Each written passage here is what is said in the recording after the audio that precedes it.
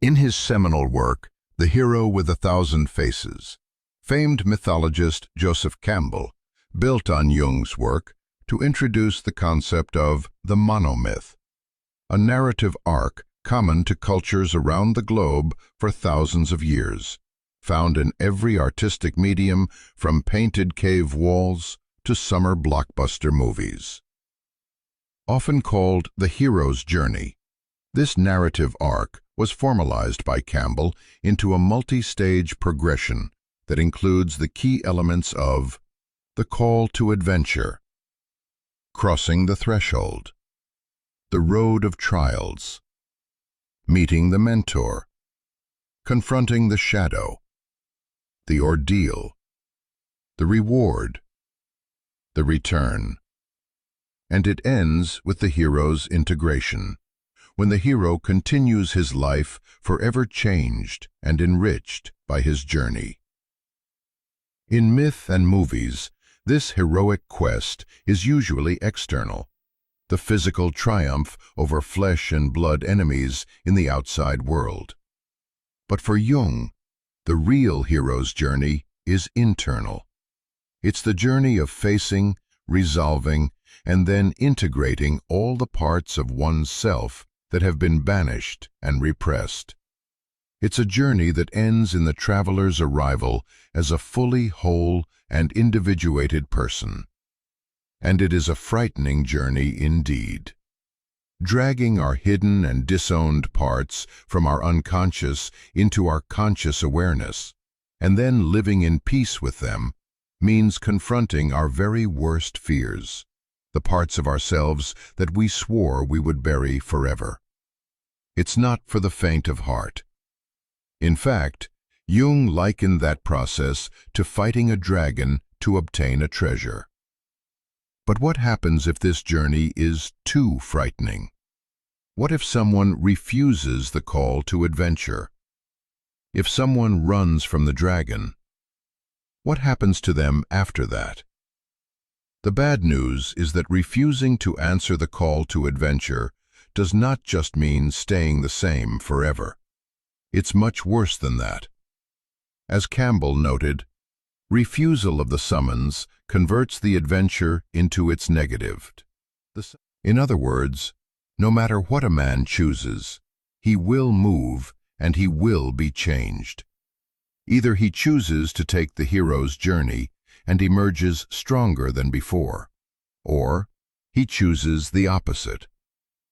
Jung referred to the fate of those who refuse the hero's journey as the shadow journey, in which the shunned and hated parts of oneself grow ever greater in power over a man's life.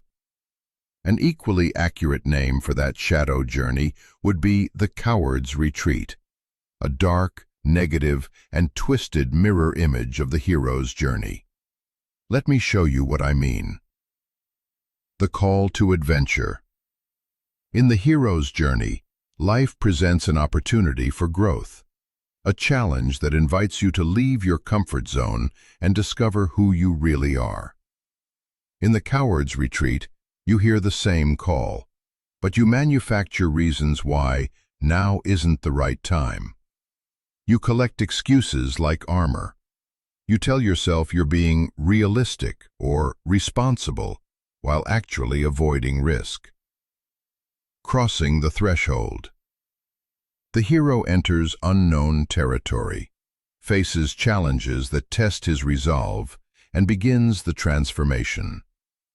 The coward fortifies his familiar prison. He creates elaborate systems of distraction, addictions, obsessions, busy work.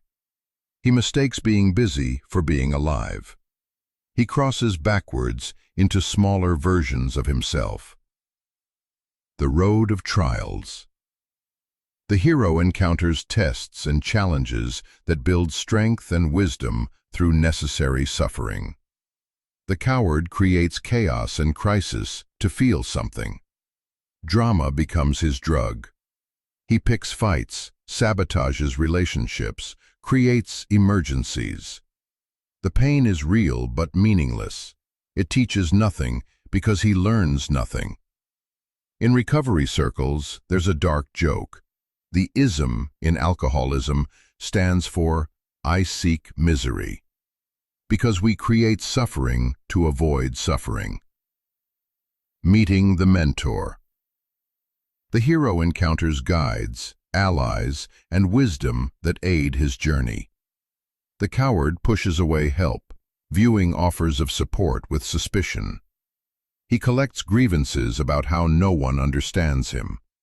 He seeks out enablers instead of mentors, people who will validate his victimhood rather than challenge his stagnation. He mistakes isolation for independence. Confronting the shadow. The hero faces the dark, repressed aspects of his psyche, the parts he's denied or projected onto others, and integrates them to achieve wholeness.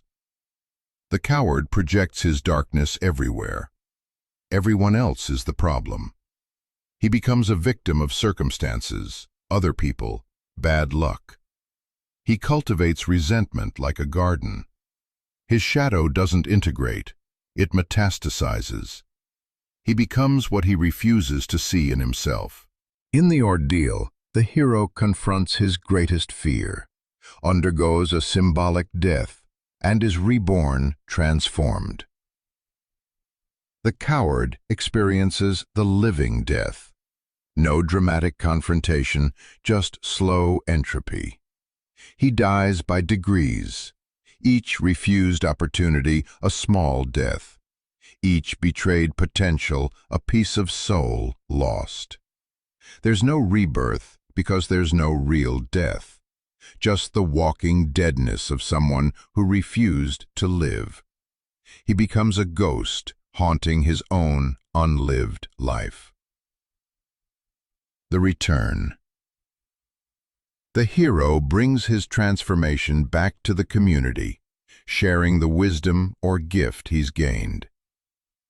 The coward comes back smaller than he left, if he ever really left at all. He has no gift to share because he gained nothing. Instead, he returns with complaints, with war stories of how hard life is, spreading his poison. He becomes a cautionary tale. His only gift to the world is teaching people what not to become. Integration. The hero achieves wholeness, giving up attachment to personal limitations, fears, and ego. He becomes individuated, integrated, free. The coward fragments. He identifies completely with his limitations until they become his personality. His fears don't just dominate, they become his identity. I'm just an anxious person. I've always been this way. That's just who I am. The self never forms. There's only ego clinging to its wounds, mistaking scar tissue for character. The terrible symmetry is that both journeys require energy, suffering, and time. The hero's journey leads outward and upward through necessary suffering toward growth, whereas the coward's retreat leads inward and downward through unnecessary suffering toward diminishment. Both are quests, one for the self, one away from it. You're still on a journey, still devoted, still suffering, but in service of nothing, going nowhere, becoming less. So if you are in a dark place in your life, where you feel stuck and hopeless and lost, you may want to ask yourself, have I been on a hero's journey, or have I made the coward's retreat? If you have been retreating, all is not lost. The call to adventure has no expiration date. You can begin your quest at any time. The journey of individuation, of becoming whole, is always available to you. It starts with one simple decision: to stop running and turn around, to face what you've been avoiding, to integrate what you've been rejecting, to become who you actually are instead of who you're pretending to be. The dragon is still there. The treasure is still waiting. The only question is, which journey will you choose?